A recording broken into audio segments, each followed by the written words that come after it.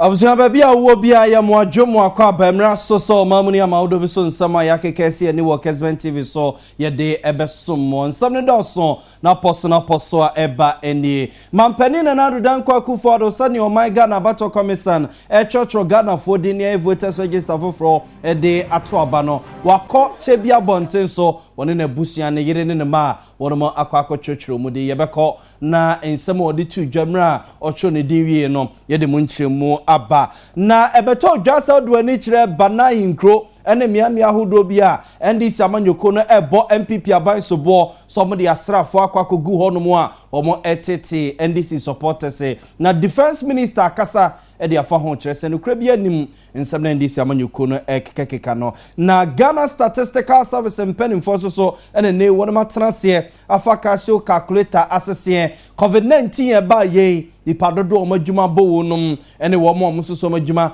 ayebisi basane ade omode ho nkontabu aba nwumre yebewram na yahwe ne etuemu pa oh my God amra stranger no so akwakwaje mra bi atomu a ebenam so emene se nyame amfakwam nyame mpangu na se bia eru president bi si a sini ebese tutu ho anamo afa emu nkyeremu nyina na mra stranger na akwakotena se a omo akeka ne emesi ani abusua we ni afofro pi ene aye ne se kasia esimaka kra we yanim yede ebabe somo ye ka mo se kasie echegu a Kessben TV so no esa echegu all social media platforms ahudo nyina so ene facebook.com/Kessben TV stream live or honomo facebook.com/Kessben FM stream live or honomo facebook.com/Kessben News stream live and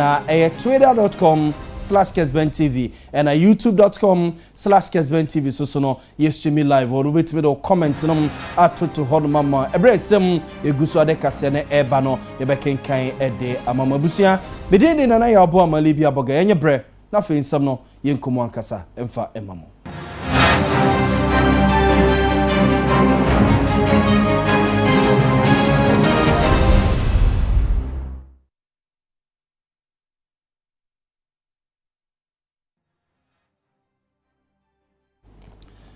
Abusua mama kwa ba seka sana se de free man pani na nadodan kwa kufuado na kache na sane yemo ni musam no abato komisa na pani fo asase church Ghana for dia voters register for ye de beto ba fimo December abosome de toso enso na sa voters register no abato komisa na pani fo eye no na bampani na nadodan kwa kufuado enrada wonne ne yere ene ne mama ya no ede wo mani ekireche bia bonten so ene Rock of Ages Registration Center ewo chebi mampeni na nadodan kwa kufuado kochro ni den na yire Ghana eba penny mama Rebecca kufuado wono so echro ni den ena ni mama ya no so no echro mu din a we edi adanse ese so don for ya dom na ketrema da bodwemogye die mafusa na ni antiate nkaboni bia ni yeto aba December boss me de to so a wono ma chro mu den ya wo so ebeto aba ne bie na mampeni chro ni den wie no ena ne nsamtwefo bonko bon na woye ne se oh my Ghana ye dade she ne nsa ne nsie miensa ene kakranie bebi odi o my God na aba bedru sese no emra so se Ghana fo bu ho akonta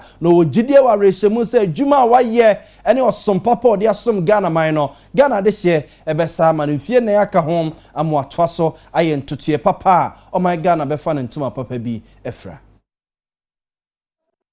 yes, sir. Between the 1st and the 6th.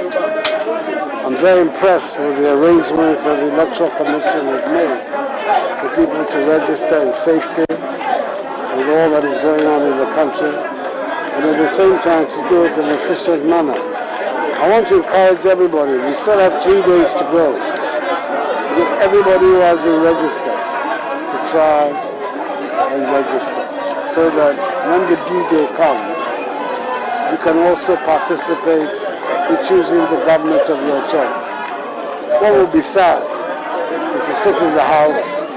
and then other people take a decision for you. So it's better that everybody who has not yet registered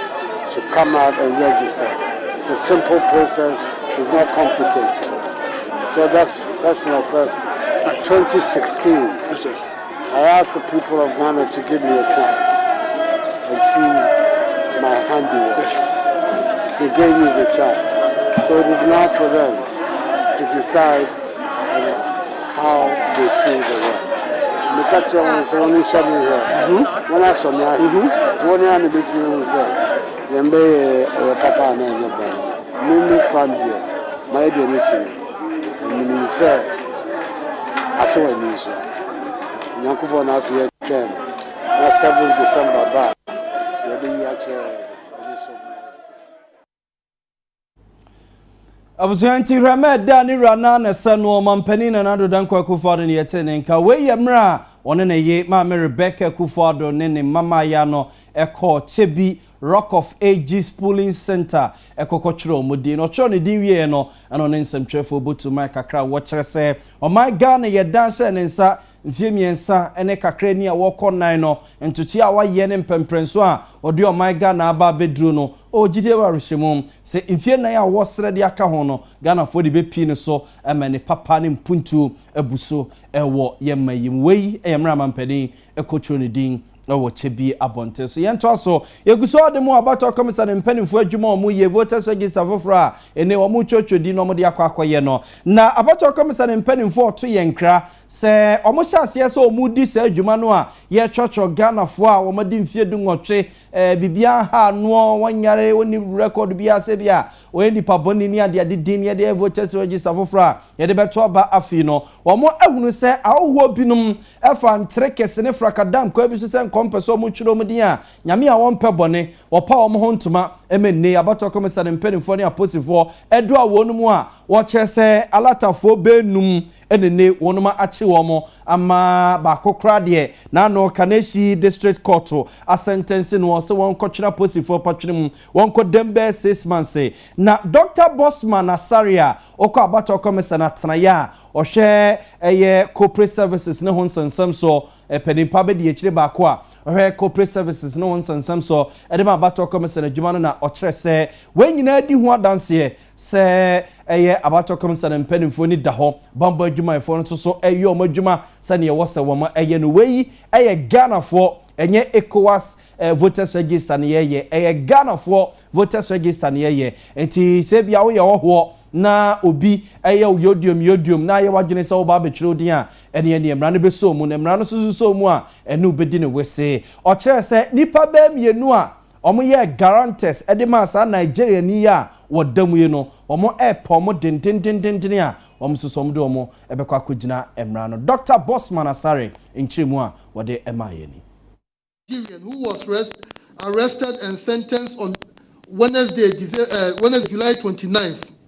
by the Kaneshie District Court to 6 months imprisonment with hard labor for attempting to register the SWA clubs in the Ablekuma West District. As we speak now, the gentleman is behind bars. He attempted to register when he doesn't qualify to register. We also understand that the police are looking for those who guaranteed for him. There are 2 individuals who guaranteed for him. The police have their names and they are looking for them. We also know of 5 Nigerians, 5 people from Niger, who also made their first appearance at the same court. We expect the police to continue in this particular tangent so that anyone who is not qualified will not be given the chance to register. Political parties and activists of political parties should desist from encouraging foreigners to take part in the registration exercise. We are equally beseeching our registration officials to ensure that all those who come to them to register under the 1992 Constitution are people who are actually qualified. Because the 1992 Constitution provides the guidelines for those who qualify to register. The same applies to the CI 91. So if these individuals are not nationals of our country, they shouldn't be allowed. Again, if you are a foreigner, stay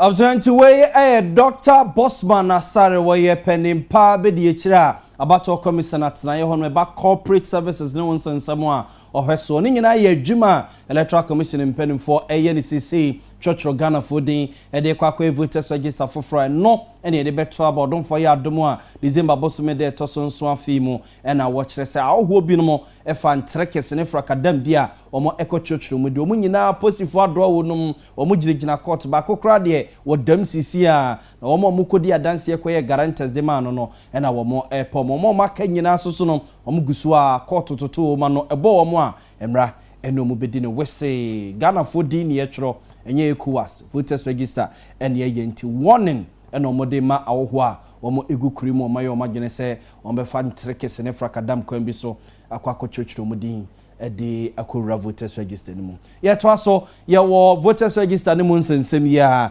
na defense minister honorable Dominic Bingham Nitiwu so ena eye ne se eye ne nwanwa se ne omampani da John Dramani Mahama ne ndisi amanyoko no ebo MPP aban ne asrafo sobo se omo tete omanfo a omo ewo bana ene ne mpatamu titiru ene NDC fo a omo ema kwan ma omo emetwere omudin na omudin ko voters register no benam so amomatimi ato aba December bosome ne de tosonso afimo honorable Dominic Bingham Nitiwu ekasai ewo mraswe gefsiem wabra na ensem ya ba be ho opedi Johnson Esedun kete tutu America ko bana honomo omampani da John Dramani Mahama ko honom kese NDC mpani fodo do no a akwa kugu onum ni nyina yesansam no a base yesi asogafo na titi wo mo omo bo manfo sum brima manfo ene ade a ano na honorable Dominic Bingham Nitiwu ne yesansam no a NDC amanyoko no ekano no kura bia nim omo ni nyina so bia so mutumi di nyina so ba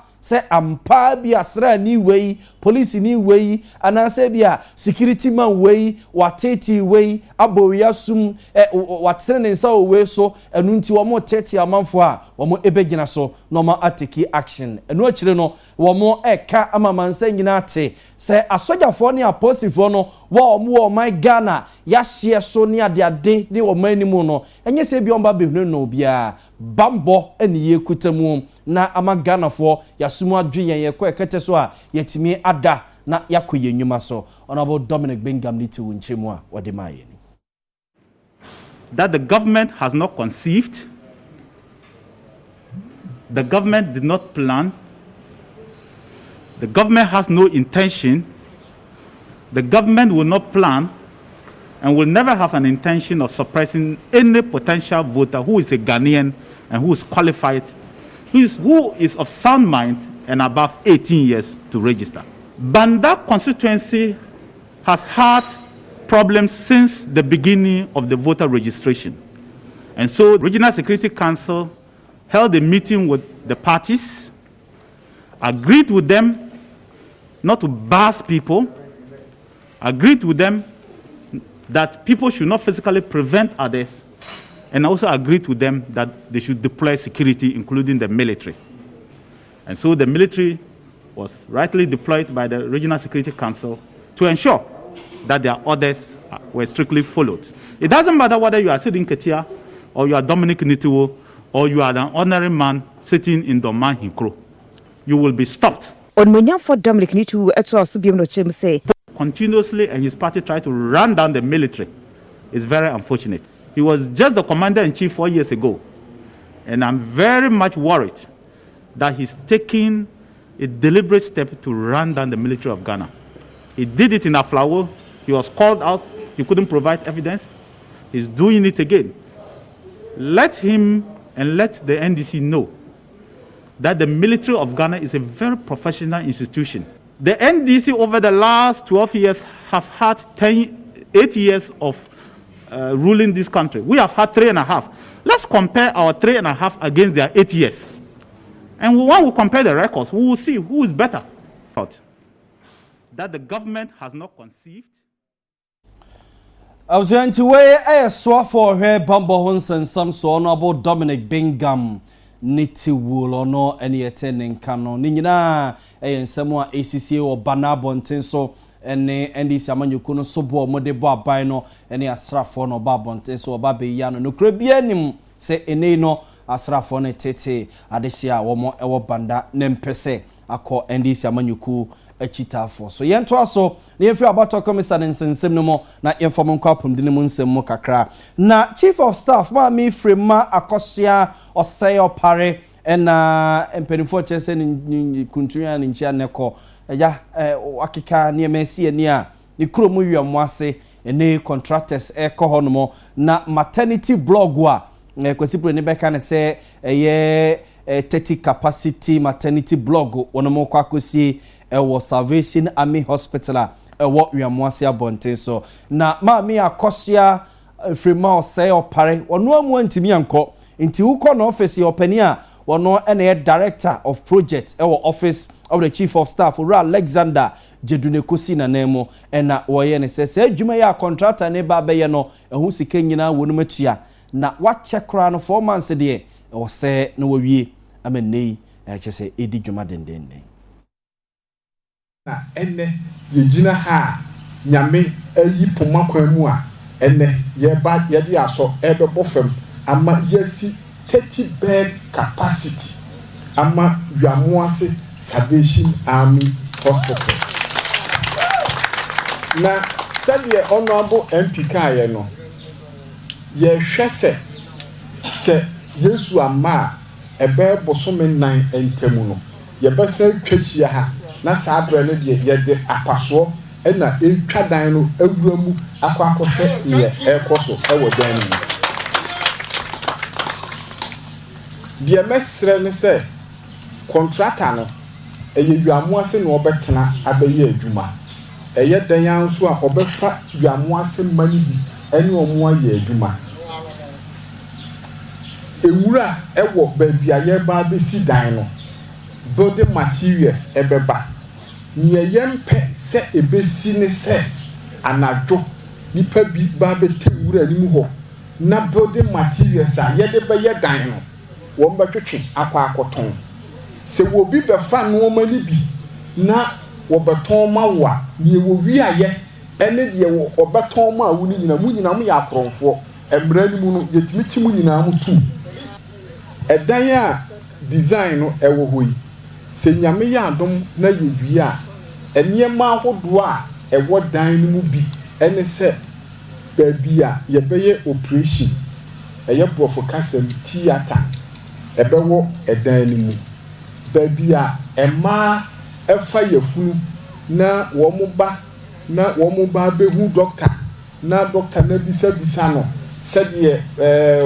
akwala no wɔyɛ ene wote ne nka ana wante ne nka ɛyɛ gynecologist wɔno nso ne dan wɔ hɔ a wobɛwura mu na wonati atimi adi kokua mu nkɔmɔ a ɛnyɛ baabi a wote a amanfoɔ nso te hɔ nti deɛ ɛha okura no wontimi nka gynecologist abusia enu akire na amraso adwani owo amraso adwafie ma adese omo Yamuase ne mpotamo mekire seche south honorable Mavis in cancer board so no e de kakra esoso ya Japan se na na do danko ekufado o chiche ne niema na wa mebi aso abeso yeso wa hase enye just Yamuase ba seche south nia enne enim se ya papa do danko ekufado o vision bi se a Ghana beyond age ye care Ghana beyond the church a country a self sufficient yes self reliant na as a country no betima yesa na ejina wo manfo no so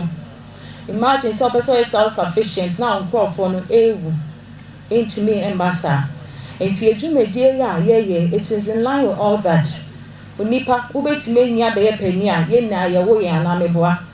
enti imagine say your healthcare system no maternity blocks in your support in my ye kowa that means Ghana na ya say shit enti emede eyema howawo a se ya papa na adu danko akufado one ma afrima omodi ade we abesi ha maye minim se nyambo enche within 4 months yamaye ho 4 months say ye besi dan fefe ye wie ne ye ma menom ene ye mba na omo enclave ase no I know say we en serve Yamuase man people say amenasi bueni omo ni na ebe serve omo na yes social healthcare system maternal mortality na adoso wo Ghana ha say any your constituency asin obi a thing of the past enti ya dana na do danko ekufo aso na do danko ekufo ase ya dana se nyame hwa no omadi ingredium na akasa na osi nye dwumedie we pani ye wo constituency ha say ya fa kwan we enti we ye honorable Mavis in cancer board one emraso adwani owo emraso adwafie ma adese wo mo seche south abaton pesia so Yamuase ne mpotamo nyina na Yamuase hene na boache yadom so no chese nija na ase na kuma mun ne mfurum nya asem keto a eda chief of staff wase eboman panin na do danko akufo ado abaso pa na yentai DC yentai MP na yentai aban so ati ene dwumadi na odiama Ghana man ame bia so ya mo asema na such a south so no yeah in brim na yiye yo ntini emra so yeah madam wase minute ntin di abaka mesem say ya mo asese ya pensa ase ya mpuntudwuma yeah mempreme mo nyin free asase ba se yi na me ya yeah ne ohene nyama dwuma no nanso mian kasa na mbe gina asase so ma ye twi yeah onso bi kura fu ko friend e ma mi nuanu bi etutu ma odo ba no free so epi se brason se di tuba enye we ko na ba no yo se me de mo ko yi fam ha o ye park ya ntam dia ma ye park yi na ho kom ene ho sikom de ye de na wo horo obroni se nya standard nti abai no e fa ba ye standard one pa ye kama asa dia ma ye ete se ya mo ase ni ye yo na ye ko no hwe ya kwan ya paso asiesie ha ma ye ya anan kan sambo de beda na se sonko kwan so enam ne so aban adaroma amande ya mo ase obi de ka dada kra na mo a untehwe ozo ba kra anya unhunu enti ada sampani fu nyina hyehye pa o mo ye na ase esire nyankopon se na adaroma onto na nan kufu adonkom na o mo ara na wontimi ndi akonwa no se da odi ne papa mu no o tibe de boama o man e fa ne nto to o ma ye ntai ohene na ye ntai DC ye ntai MP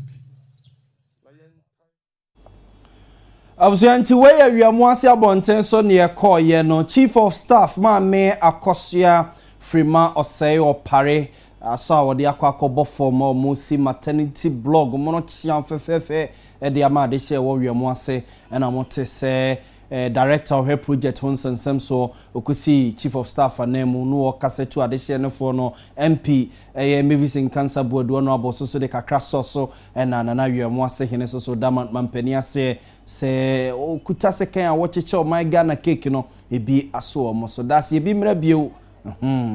nana adese de no abuze ejina we so ne ada ye ho atonkra ba ye ba ensem ne pia ka eche de mbe komra so gefiem Ghana Statistical Service mpanimfo asese wo mo madwuma bo num coronavirus ba ye lockdown we di akire ba ye ene ade nyina ye da ye ho ba na ye de mu nchiremu abramo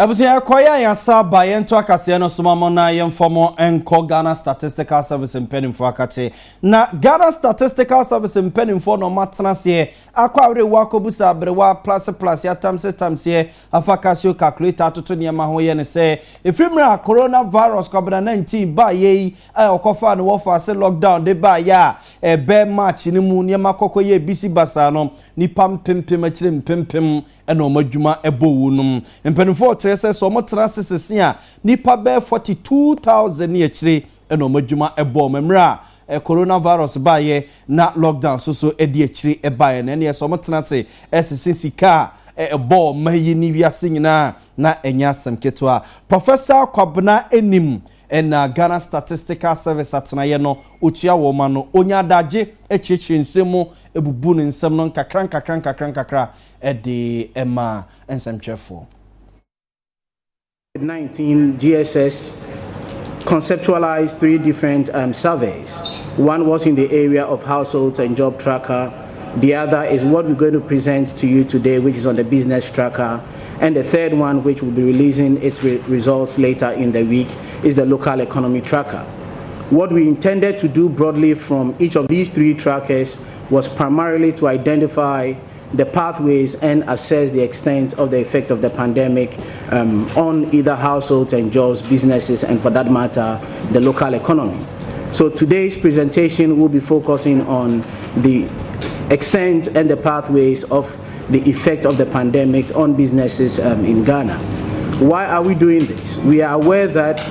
yes, undeniably, unquestionably, COVID-19 has impacted on businesses. But what policymakers would want to know is the different dimensions that their business operations have been affected, are being affected, and will be affected by the ramifications of COVID-19.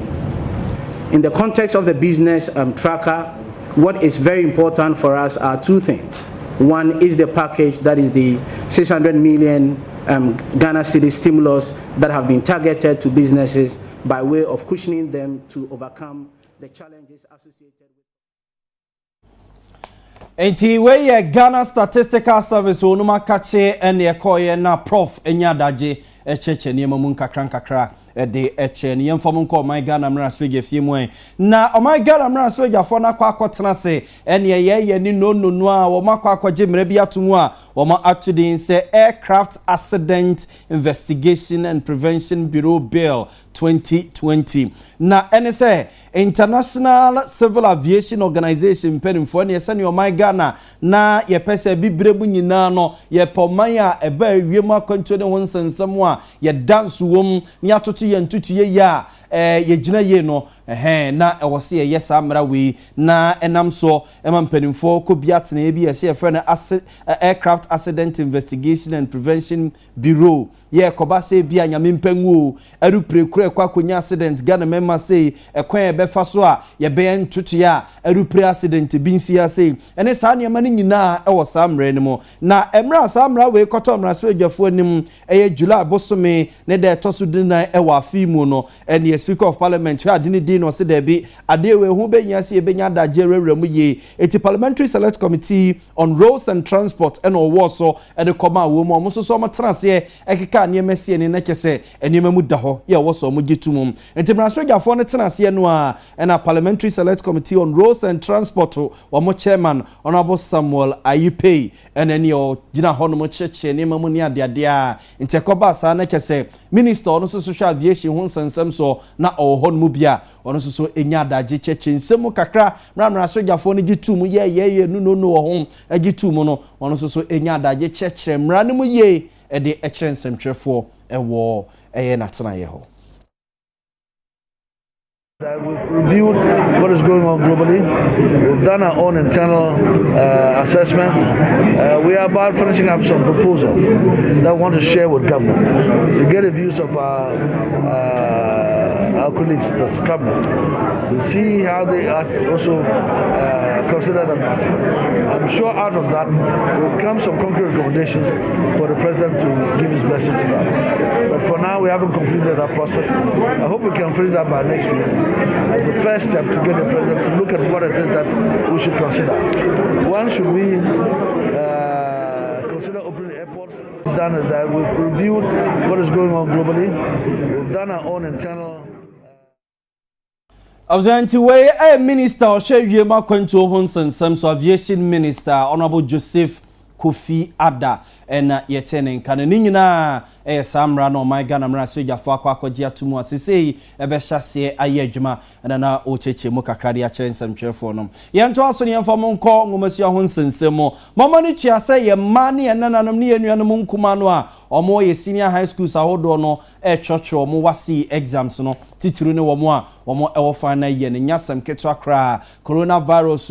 no coronavirus o say life economy into omo exams here womo trey Kessben TV nsem for the near the chira emye kopie tia Madia Girls Senior High School a ewo Asante Afigasi Abonte so na hono mu a yekokopie ne yekwako hunu se wasi exams here ye mane enuanom nkuma na echiro no emaya makoma kunsia afafuru wono manyenyem na omunyinse ne nyina chire no omo amana mu wono mabamu a eneyi womo edit examination hall a womo echiro mo exams ne den oba penny oda tia Madia Girls Senior High School ano se headmistress wa Asante Afigasi Abonten so Mame Aisha Boachi Nyantechiwa na oni embon koma o cheche nsemo kakra de echire yen sade abandi kan yen se enye obia fault na sabe yare ba wiase a ema nkole kotena fia ebra na wosenko mo choro so ekura nyine twetwam na omkotena fie na so emu nsem bebre se de ye nyine anim no enti ampa na ebi afefro sɛ de ɔka na sɛ de aban ka kyerɛ yɛn so obi amra school nipa no sɛ de afefro kura na ɔfɛre nko ade a ampa yɛ ka yɛn ne so yɛbie 22nd ɔmo nyinaa ban baako pɛ ɛna ɛnɛ ɛna waba ɔno kura no hwɛ na ahoɔden ni nti na ɔyare wa report enti ɔmo nyinaa ba dadaada yɛne ɔmo te ha ɔmo ba so ɔmo kita ɔmo antenatal cards ne ade a yɛmema ɔmo kɔ hospital ɔmo pɛ sɛ ɔmo kɔ hospital ɔmo bɛka kyerɛ yɛn na yɛama ɔmo kwan ma ɔmo kɔ ɛtɔkura school car na de ɔmo kɔ enti yɛne ɔmo ni problem biara biribi yɛhia ɔmo biara so ɔmo kan yɛyɛ baako koraa deɛ ɔyɛ bold ɔka sɛ aduane no ɔme enti yɛama no special concession kɔdan ne kitchen kɔgye Baby, ɛmɛma me bae. na nkɔlaa deɛ ɛfa sɛ nipa ntumi ahwɛ ne yie anaasɛ wɔntumi ahwɛ ne yie ne nyinaa yɛ ana akɔyɛ foto ne ade enti yɛmfa so deɛ mma wo biara deɛ ɛhia ne sɛ nipa no sɛbe wakɔfom anyinsɛn na sɛ watumi abɛtena hɔ ɛtwerɛ nsɔhwɛ apɛ ne daakye a sɛdeɛ aban di kan yɛ Abzanti wey TI Amadia Senior High School, Girls Senior High School was Santia Figasi Abonten so and our headmistress ma me Aisha Boache Nyantechua no church in Semo Kakra de eche ne yento so eguso ademo ngumasu ahon sensem yedemo ko insuta kwa ma be poso asante mantemo na mraso adwani owo mraso adwafie ma de show mo insuta kwa ma be poso ono abo kwa mi asafo agei na sene ebeye na ngumasu ahon sensem betumpone awo ne mpasua no so ntino wo chese mampani na nado danko akufo ado ngumasua ede na koma so saa no no so so ampi no ede na koma mfimfin nti se beye na ngumasua betumpone no ene teburu kwasi brene friend say saa dual desk bi ene ode akwakoche education officer wo ne mpotamo no na honorable ne Kessben TV ne nsamtwefo bonkom no ene wo chese ngumasua de ontoto na se kra wo ne mpotamo se adwuma yewu mu de we ni ape uluzu ape na meka yi be se ye tefri afiase wana ne wana wo ngutu ha udaya isi se madaya yo butu ho minim ense mesum o mangana na masum party na masum o ma eto ba ma me secret central for me consome nkoi kire se me boa party ne sa retain power ne de eto ba ma so se me boa no se de on so be win seat na mai by October there na ma hand over me legacy in fie nwotwe a secret central for don me de me call parliament in fie nwotwe no na ma dan di na so get fun we education say your MP's common fund your get fund your health insurance fund we get fund there the buy no so na catch the then director Mira Maxwell Moko. I'm can say Ura. Was so young Koyanam, so I call you Uncunya. For his Kenny be cray. Next school, Muhian. For we bear hen. No boy would nim Cassi, a winning cacra. He said, a minute director can. Next year, no time views. You see, get funds cacra by Versailles, bear, next architect. Me uncle idiot, the SME be a mebua. Education side. Education my age mapa. Let's just bring over 30,000 you distribute to you. Last 2 years or more mock. Examination, I'm finding in a stationary or more computers you're hanging almost cars hanging in a me. Where they may catch a DC. As a be a me bonnet, but it's a fact. Almost more. Until almost more. Na nesi ngo adwuma so enkosoro se de na director ka no Abzanti we mraso dwani o mraso dwafie ma de se o mo nsuta kwa man people so na opani a wo ho akiri se education director was Secretary Central ojenie me opani Gabriel Antwi eda honorable asepa wo hu se wo hu hi ase yenya nkonwe ko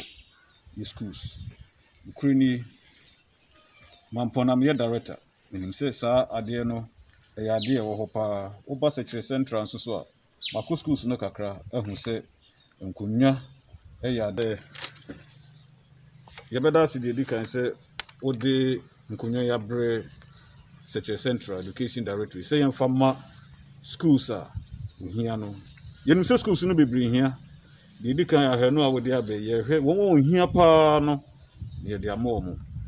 waboya no hoba say nyame yadoma wode beka ho ye hwe anim say nyame yadoma no so ba beka ho ye dana na do ase ene first free SHS candidates omochro echire enisuade huna se na na do wo ema adesua ene adechire enti ye begina directorate na nemu se wo hu hia se yenya nkonwa eko schools Ukraine Mamponam director meaning say sa ade no e ade wo hopa oba secretary central so a mako schools no kakra ehu say Observe jina we so na yada ye ho atwasi kakra ba ye ba ye dembe ko dwaso ne akohwensem kakra sisi wo my Ghana ye dwa hodo.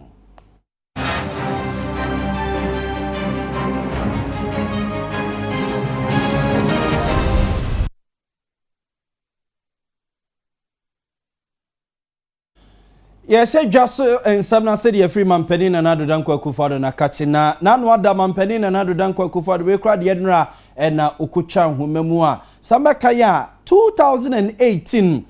August bosome de toso eduasa na German Bruni omo German chancellor Angela Merkel ba Ghana member sensrahwe be say yembose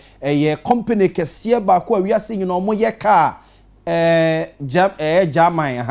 German for dia VW mekanisa na obehunu omatena se ehunu se o my Ghana so mo be ye omo factory ni bi wa ha na omo hyase so omo ye ka wa Ghana ha ebeboa pa emra sansem we todwa Ghana member so amanfusu sia Ghana ne ye be ka nyande ebesi na mampani na nado dan kwaku fadanra emra VW fo hyese omo mfidie nyina wie omo first car omo aye no Ghana ha eno omo de kira mansan ama mansan nyina hunu sampa yesi a woyo no mampani ekubia no na mampani ye ne se ade we wakan dodo no anye ani ene amansan nyina ni tuem we ya de kese pa ena asi ewo o my Ghana ya bakosemene ye kasia VW for ba be ye ni pim ewo Ghana memasi a eja ye hwe ni mu se be yefu ne yenya bi atwi mu no tia roba.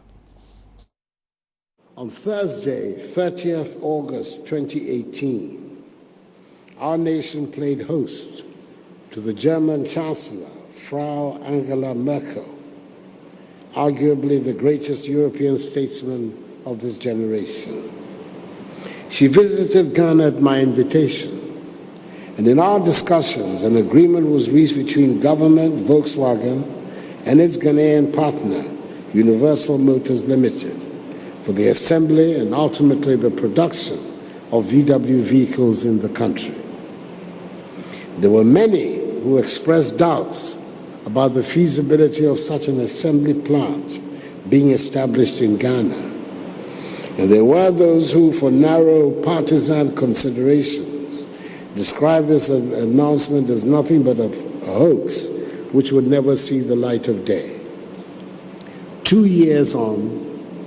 we've confounded the doubting Thomases, and I'm happy to be here this morning to launch officially the first Volkswagen vehicle that has been assembled in our country. It is a good day, a very good day for Mother Ghana.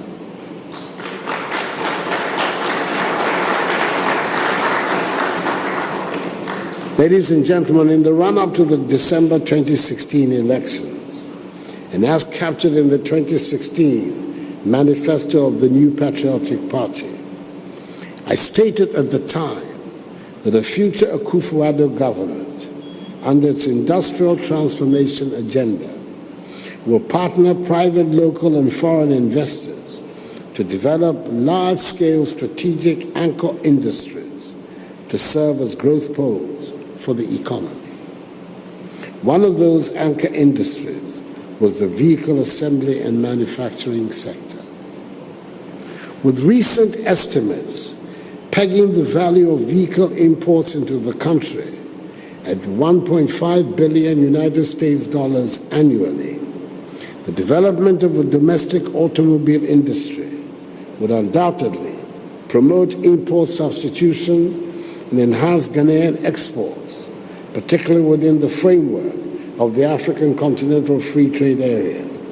whose coming into force is imminent and whose secretariat is happily located.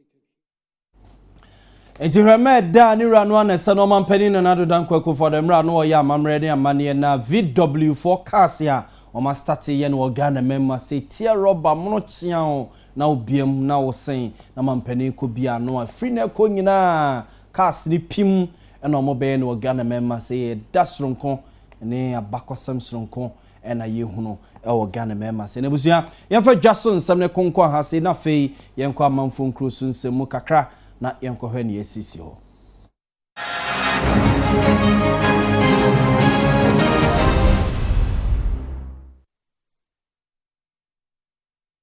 na amanfo nkro so nsem ne yedemo hyase de afri Iran abonten so coronavirus ya ntete a abato Kessben TV nsem twefa pro so chese yankopon amfa kwamu a yesi Iran fo no sesei nipa wo mu wo coronavirus no mu no chese a triple pim say nipa 42,000 na ewu every coronavirus mo Iran abonte so nam so mampeni for chese ni manimu ya no ntutuye bia sefata so mo ye no omo egire mu dendenden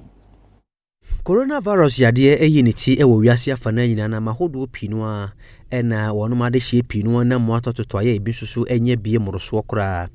na brebia no ya na omo de hunkuntabu eba bontene ba bekere wo maya sese wonum enye bie wonum a wo mu afamu awuwu se de beyo no ye behunu se de yade no esunsunsuaso no esi ekoro na eno ena Iran memu ababedadwa se yade kodie wo COVID-19 wonum a ekunkum wo mu ene wonum omanya bi na hunkuntabu na aban na de ba bontene no se na ntro kura ya ensemdwofo adwumakuo bi ye wo epom honom no wonum no manya ndaje afifi mu aduadue mu a akako hu nipa pote ya sese wonum afamu awu ene wonum a wonum enye bie na dwumadie ne ba bonten no wonum kire se efiri be se February ya Iran memu wonum hyase nya COVID-19 ede ba besi July bosom ye etwa mu ya ne de toso aduonu no eba beda adwa se Iran abonten so no de aban de betu dwa no enipa empim dunan ene ahanan ni num 14,415 ene eba beda adwa se wonum afamu ahwede won kwa nenso so ebere ya hwehwemu no eba beda adwa no pa no maba behunu se da bida se enipa beboro be se empim aduanan mienu 42,000 ene awuo nenso so aban na chemu be se miensa se hu ya efa ena ode abetu dwa wo kire se wonum ene awuo eno eda nchen ya aban no asa kiremu se enipa empima hanu ene adioso enwotwe na chiripo aha nwotwe ene aduonu enso 278,827 ena wonum enya yade ni bi ewo oman ni mu ebre ya sese hwehwemu ba beda die no ni nyina ba be kire se da bida aban no achenu mu mienu kura ya fa no de ba betudwa ya sese de ba bedadwa kura wo Iran memu ya kire se wonum anya COVID-19 ni bi no wonum eye empim ahanan ni aduonum baako ene aduonu enan 451,024 na wonum kire se wo munim de ntia apomdin aso ye na wo Iran memu no wonum etoto sebe apomdin hye no asekura na saa enema yi wonum mafam awuo ni wonum manya bie no senkomo de no kore hunkunta no eba betudwa ka beboa amatimemufo abohu kakra amahu se yade no ye no kore ekosoro no mo so atimi ade wo hom ne so na ebere yo wunwunwa so yi de emmoa ema apomdin hyede no emkwa ni mukura ya se de wiase amansan ka bomu kro United Nation ne nkura bataya wonum na hwe apomdin so World Organization no say de wonum ani abre paase korodom a wonum ene Iran mpenimfo no esi nkonya no madwendwene ne yementi enam so ema wonum etu saa na mo no Ozia manfo nkroso nsem ni mo ayemfo mo nkọ Zambia bonten so na ntete abato Kessben TV nsem twefa pronso chese Zambia wonum mrase bedwani ba ko a oman ni mu nyina omunim se owo AIDS HIV AIDS ya mpempi na otaba bonten ebe kasafa HIV AIDS ne ho ne ma ho no entete a yetete kire se wanya COVID-19 bi coronavirus bi princess Kasume Zulu na yese opposition amanyuko ewo Zambia bonte so United Party for National Development odi muntintimai pa na no ya wada na wotwetwe mu ne da ya wada na mami ko asipiti omuhu se ampa COVID-19 bi wona wedie mu nei a doctor focus akutekuta ne mu cheche ne nro ene ne ma ewo so ye se okeka ne ma sie ne a Zambia mem no momra sebejafo makoma kudunum 15 eno womo enya COVID-19 bi enam so amomo parliament womo atutumu nipa 139 ena enya COVID-19 bi a wono ewu na Zambia ban no name rasebedwa ne kire se aso man ne mfa COVID-19 ni serious ena nam so ama eniema gusua etretre ewo Zambia abonten so no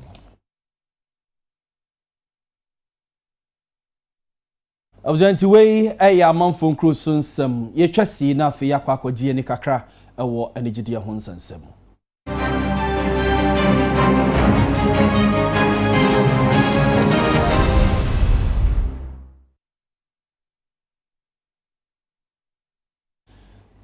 enigide ho nsansam ne ye hyase de free ewra friend SMS Johnson na kache na so be ha girl wa wo pa ne ho so ofe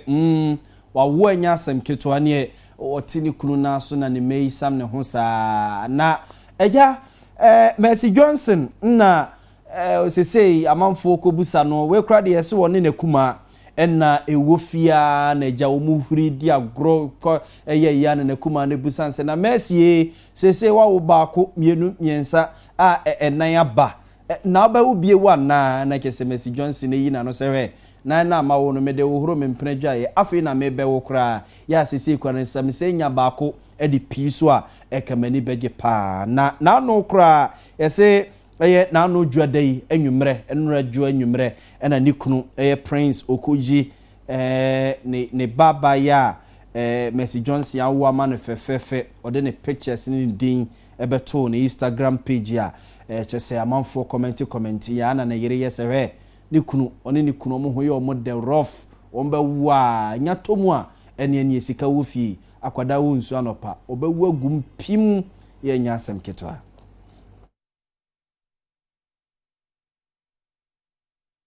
abuzianti ye gina Mercy Johnson na woi ne wa wo be wa mene no kra na esika wo fie a wo de ye o wugum sa na ya ye sika kra ni fie na gya ohun watete niama so sebe ya betima hwe nkwara na kakra wo fi obotra Johnson okura na kese wanyem ye ya no wo sort ase abusama me fa kase ni nsia na me soso na dwumedi aka emeto so don for ya domu a kira no pa ma hine ya dubu ache betena se ama wiase nyina ache osori a sports team ne beba besum na Ali Babadan Kambare so your man in the afternoon so the breaking news about beto so woni papa bre ene de mamoni entena bidede nana ya bo amalibi aboga sedan koma production team a enyumombo michidoma be bia wo bia no ye ba abebesom ye da mase e ma monitor ne hwa a enyado